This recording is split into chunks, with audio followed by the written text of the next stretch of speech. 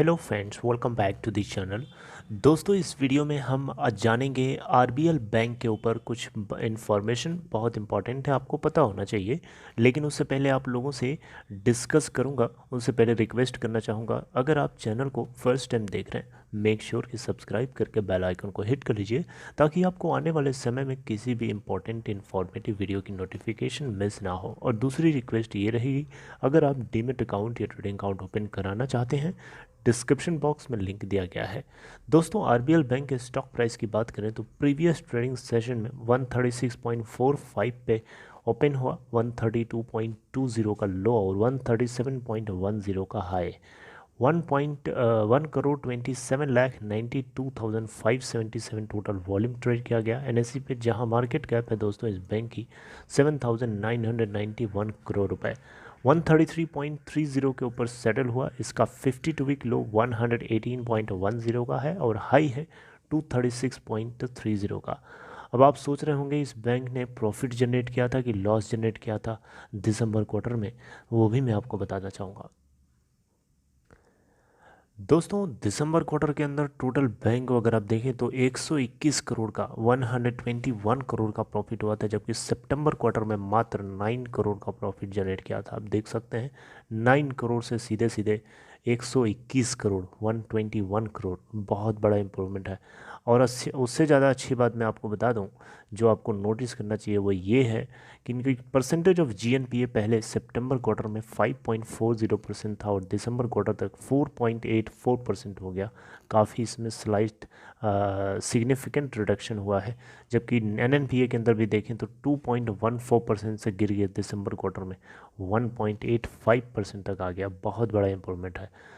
चलिए खैर, ये सब बातें हम बाद में डिस्कस करेंगे, स्टेक होल्डिंग पैटर्न वगैरह बाद में जानेंगे। चलिए, एक बहुत इंपॉर्टेंट अपडेट है दोस्तों, ये है कि आरबीएल बैंक के जो एम्प्लॉयज़ हैं, जो स्टाफ मेंबर हैं, ये 2 दिन की स्ट्राइक करना चाहते हैं। क्यों करना चाहते हैं, क्या नाराज़गी है इनकी, क्या डिमांड है, ये सारी बातें हम डिस्कस करने वाले हैं।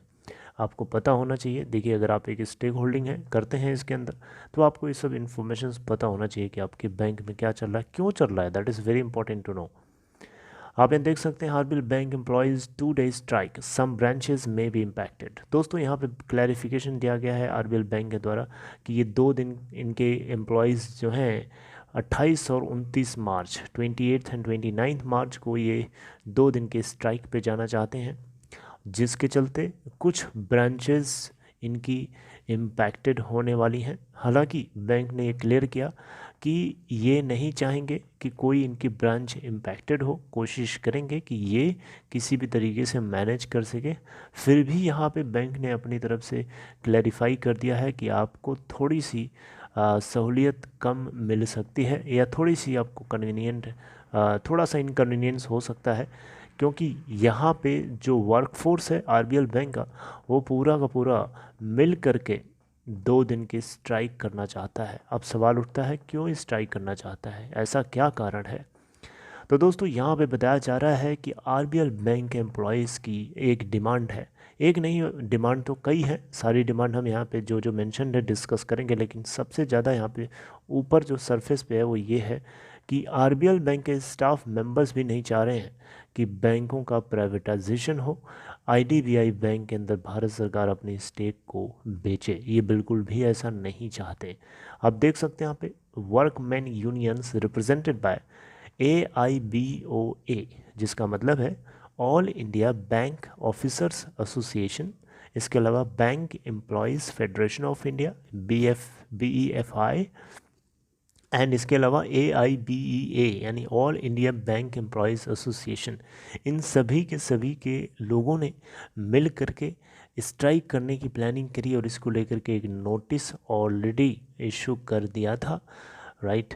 और अब देखिए यहाँ पे तो रत्नाकर बैंक ऑफिसर्स का ऑर्गेनाइजेशन और रत्नाकर बैंक एम्प्लॉयज़ यूनियंस, ये सभी के सभी AIBOA और AIBEA से अफिलिएटेड हैं।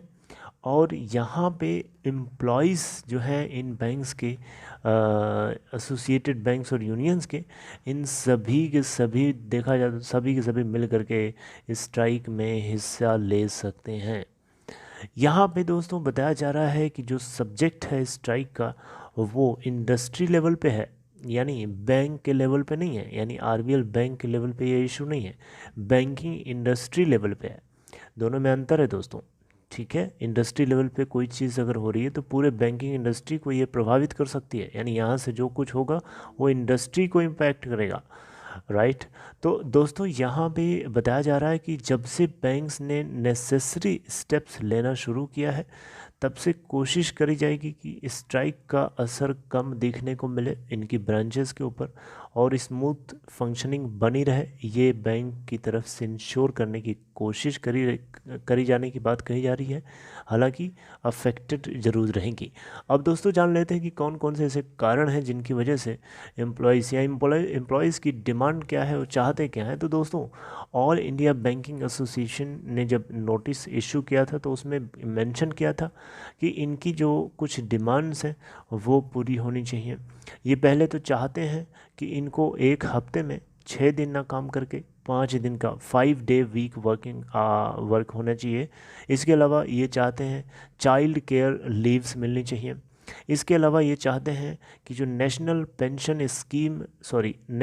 पेंशन सिस्टम था उसको स्क्रैप करके जो ओल्ड पेंशन सिस्टम था उसको रीस्टोर किया जाए, ये भी इनकी एक डिमांड है। इसके अलावा ये चाहते हैं कि जो डियरनेस अलाउंस के अंदर यानी जो डीए के अंदर एनोमली है उसको रिमूव किया जाए। इसके अलावा ये चाहते हैं यानी एलआईसी एंड बैंक्स के बीच में जो डीए को लेकर के यानी डियरनेस अलाउंस को लेकर के जो एनोमली है उसको रिमूव किया जाए। इसके अलावा ये चाहते हैं कि दो बैंक्स को प्राइवेटाइज़ करने की बात हो रही है उनको प्राइवेटाइज़ ना किया जाए। इसके अलावा ये चाहते हैं कि आईडीबीआई बैंक के अंदर जो भारत सरकार अपनी हिस्सेदारी बेचना चाहती है वो भी ना करे। तो ये इतने तरीके की इनकी डिमांड है जिसको लेकर के 2 दिन स्ट्राइक पे ये जाना चाहते हैं, 28 मार्च और 29 मार्च, 28 एंड 29 मार्च। आपको बताना चाहूँगा अभी रिसेंटली एक अपडेट आई थी जिसके जरिए आरबीएल बैंक ने क्लैरिफाई करके रिजर्व बैंक ऑफ इंडिया को नोटिस किया था, नोटिस इशू किया था। बताया था कि इन्होंने राजीव आहूजा के इंटरिम एमडी और सीईओ के पोजीशन को और 3 महीने के लिए एक्सटेंड कर दिया गया है जब तक कोई दूसरा अपॉइंटमेंट नहीं हो जाता। ये बात मैंने आपको बताई थी। तो दोस्तों ये पूरी जानकारी है जिसके ज़रिए या जिसके कारण जो है ऑल इंडिया बैंकिंग एसोसिएशन या जितने भी स्टाफ मेंबर्स हैं यहाँ पे आरबीएल बैंक के सभी मिल करके स्ट्राइक करने की सोच रहे हैं। आई होप आपको ये पूरी इन्फॉर्मेशन completely क्लियर समझ में आ गई होगी। If you understood this you can like this and take care.